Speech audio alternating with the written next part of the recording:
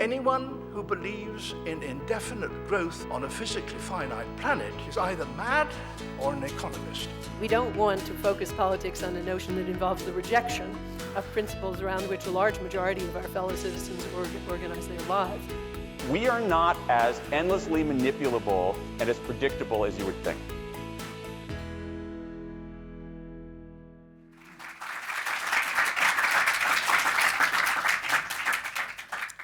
Changing course. This is one of the most difficult things for humans to do. We have a tendency to continue strategies which have been successful in the past, even when they don't seem to work anymore. We are on a very destructive trajectory. If we don't change direction, we're in very, very big trouble. We're facing a number of multiple threats at this time, most of which I'm sure you're familiar with. Certainly global warming is the one that certainly comes to mind first for most people. And we are polluting our planet, the air, the soil, and the water at a rate which has never been seen before. And just ahead of us, we have another problem which is going to be facing us very soon, and that is the whole question of peak oil. This is the time when the demand for oil for the first time is going to exceed the supply. This is a well-known phenomenon among oil experts. The only question is when it's going to happen. In the meantime, our political leaders seem to have no other solution except even more growth. But if we look at the report recently from the WWF, the World Wildlife Fund, we're right now consuming about 40% more of what nature can provide each year. And that amount is increasing by about 2% per annum. So we're on a very, very dangerous road, which could lead to total destruction of our species within 100 or 200 years, in the worst case. I will claim that one of the most important drivers is what I call the neoliberal economic system, a system which was introduced about 30 years ago under the Reagan administration in the United States. This economic philosophy tells us that if we focus on free markets, on deregulation, free capital flow, and privatization, that it will benefit everyone. But if we look at the actual results today, they're quite the opposite. Now, I'm not anti-business. In fact, I spent 25 years of my life in the business community, particularly in the financial community. But I am opposed to the neoliberal approach to economics. In fact, I would claim that it's really not an economic system at all. It's more of a political project. Hazel Henderson once defined economics as politics in disguise. Economics will always serve its political masters, and that is what is happening. And the political masters in this case, they are what is popularly known as the 1%. They're the wealthiest of the wealthy. They're the ones who are benefited. And I have a proposal. The basic idea is in the term Gaian economics. Gaian economics covers two principal things. One is a change in the economic system. So instead of having economics as being the top line and ecology the bottom line, we have to reverse that. We have to consider economics as a subset of the ecological system, which must operate within its constraints. And that is not happening today. The second aspect of Gaian economics is the institutions which must be established if it's to function in practice. You cannot introduce ecological economics today with the current international institutions. The IMF, the WTO, the World Bank, they're all designed for the very opposite. They encourage destruction of the environment. They're preventing the developing countries from developing. I think the kind of global structure that would satisfy the most people would be one in which we had a number of sovereign states who had complete control over their own economies and their own priorities, but where it would be necessary to cede sovereignty in two areas to some kind of a central authority. And those are the areas of sustainability and human rights. So my concept is a society in which we have a central organization which takes care of sustainability and human rights and can issue directives to these to all member states, whereas the individual member states can do whatever they like as long as they maintain the objectives as defined by the central authority. So they could be capitalists, they could be socialists, they could be religious, they could be anything else they like. In this way, we have the maximum amount of freedom. One of the conclusions I have come to in my research is that there's no way, in my opinion, that the current powers, international powers, and the USA in particular, are ever going to take such an initiative. Leadership has to come from somewhere else. And I'm suggesting that it could come from a number of smaller countries that have the independence and the will to take an initiative on behalf of all 7 billion humans to say, we're going to do this. We're going to form these institutions, which I'm proposing to replace the IMF, the WTO, and the World Bank.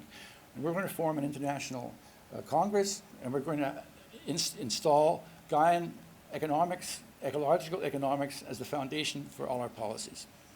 So it's my hope that this breakaway strategy, combined with Gaian economics, might possibly set us on a new course towards a global world order that works for everyone. I think it's interesting that until now, of course, we've always understood social democracy, broadly speaking, to be about using the proceeds of growth to make society better and fairer. We can argue about how successful that's been, and of course the wealth hasn't trickled down equally by any means at all, but that has been the fundamental idea, that we need that growth in order to be able to generate the resources which hopefully we might then redistribute to make sure that we have a more equitable society. I think the real challenge that we face now is that that kind of model, irrespective of how successful it's been in practice, but that kind of idea isn't really going to be possible into the future, given that in the industrialized world, at least, we've reached the limits to growth. It's not possible, in other words, to exploit our planet at the rate that we have been and still survive.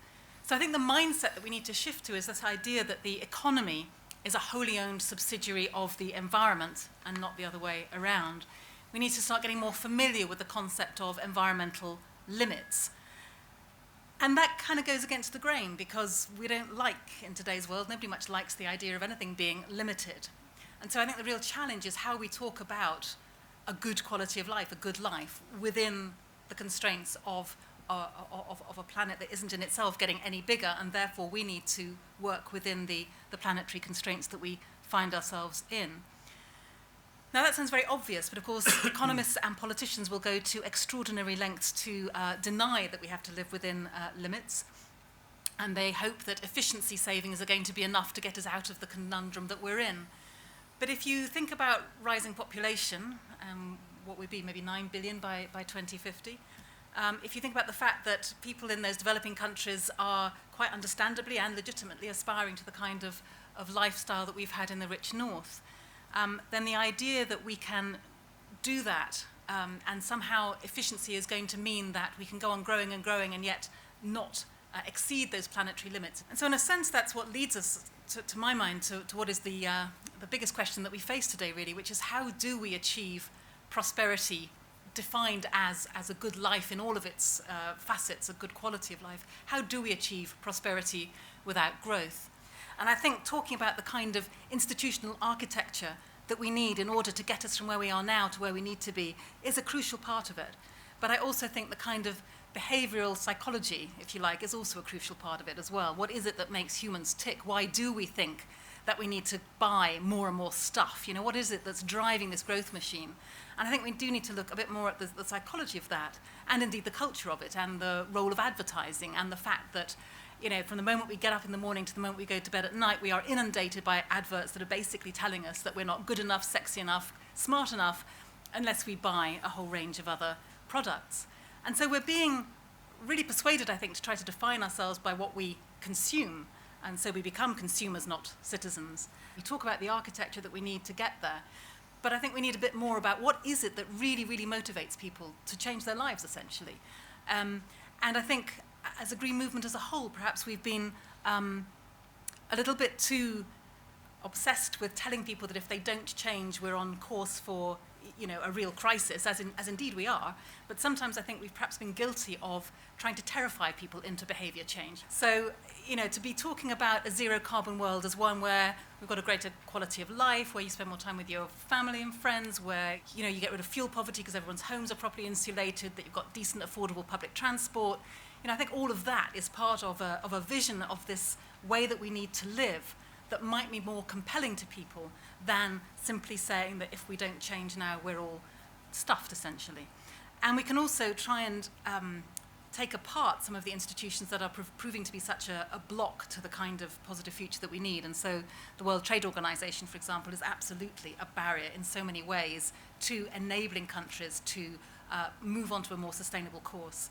So by that I mean, for example, if you as a country decided that you wanted to reduce your carbon footprint and stop having so much international trade, where the same biscuits are flying from one end of the world to the other and coming back again, and prioritize our own local production for local use, then currently WTO rules simply won't let you do it. You cannot put up any kind of tariffs that would enable you to protect your own farmers, for example, and have all the benefits from a local food economy. When I saw the title of the book, Occupy World Street, I thought there was going to be more about the role of civil society. I thought it was going to key in more to the Occupy movement. And I suppose I found that bit slightly lacking in a way, or not so present there. The role of civil society, I think, in your vision is essentially around getting referenda agreed in each of the different countries of the world to join your breakaway group. So you have a breakaway group of countries that we might be able to persuade to go ahead right now. And then the fact that they exist means that you've got some leverage with your own governments to say, well, that now exists, we want to join it, we want to become part of it. And so in a sense, you're mobilizing your civil society and your Occupy movements to get that referendum. And to me, that downplays the potential role of the kind of civil society uprisings that we've seen across many parts of the world in recent months and so forth. That I want those people, us, to be more part of it, part of the solution. Many people have given up on governments. The Occupy movement sprang out of a sense of giving up on governments in a way, feeling that governments simply weren't asking the right questions. And I had the experience, certainly, of finding that there were more relevant debates going on at outside St. Paul's than there were going on in Westminster often. So if that is the case, then how do we make sure, I suppose would be my ending question to Ross, how would we make sure that there's a bigger role, I think, for civil society in the kind of model that we're describing? I thought you'd be interested to hear what one of our particular columnists said about the Occupy movement when they were writing just before Christmas. One of our columnists is particularly sort of known for being very calm and sensitive and reasoned and evidence-based. His name is Richard Littlejohn. And he said, so I paraphrase, this isn't precise wording, he basically did the normal kind of get a job jibe and said they ought to need to be busy and get a job. And his point was that they didn't seem to have any answers to all this crisis that we see unfolding around us. But actually all around their camp at St. Paul's were a bit large companies, and actually he sees all the answers to these problems emerging in those large companies at the moment, and that they would be better getting a job and joining those companies and then being part of the solution. Ross, I wonder what your response to that is. I think the Occupy Wall Street movement represents sort of a frustration about the way things are going. It's quite true that they don't have a very well-formulated alternative. But I think it's striking that there's such a tremendous unanimity all across the world that the system is simply not working. And I don't think it's reasonable for us to expect them to come up with an easy alternative, either in the short term. We're talking about very, very complex issues here. And what I'm actually hoping in this strategy I put forward is that this idea of having a small number of countries actually form and have on the ground an alternative that you can look at and you can feel it and you can examine it is a tremendous step forward relative to, let's say, an abstract discussion about saying we should do this and we should do that. If they actually do it and say, please join us, you're invited to join us. What I think, and I hope what could happen at this point, is that the people around the world who are so frustrated might be able to get behind, for once, a single project, which is to say, let us join the Gaian League, this little group, but which is an alternative, and which stands for all the things that our politicians claim to stand for. There's a tremendous gap between what the people on the streets want, what the ordinary people want, and what the elite wants who are running things. This is one way, I think, of putting the pressure on from below in such a way that even against the will of some of the people at the top, this could be put through from the bottom. So I think it's a good way to use, Caroline, the civil society in its proper way. But at the same time, I'd like to emphasize another point. I believe a lot of business people would support this also. We could make another framework in which the private sector is aligned with the needs and the interests of the 7 billion world citizens. In this plan I put forward, they would be aligned completely. I know one of the biggest executives in Denmark, the head of the major energy company there, has directly said to the politicians, give us a high price on CO2. They want it.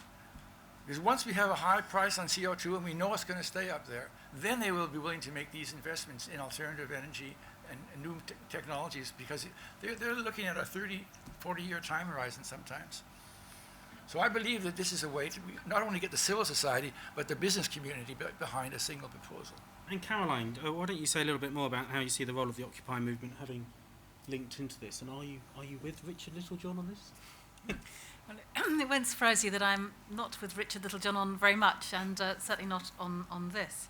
I mean, I think the criticism that Occupy were very clear what they didn't like, but less clear about what they did want, is not really particularly fair, in the sense that, first of all, what they were doing was asking the right questions. They were putting things on the agenda, like around tax evasion and tax avoidance, that simply, politicians and others didn't much want to talk about, and now that is higher up the political agenda, not only because of the Occupy movement, but I think they played a role in doing that.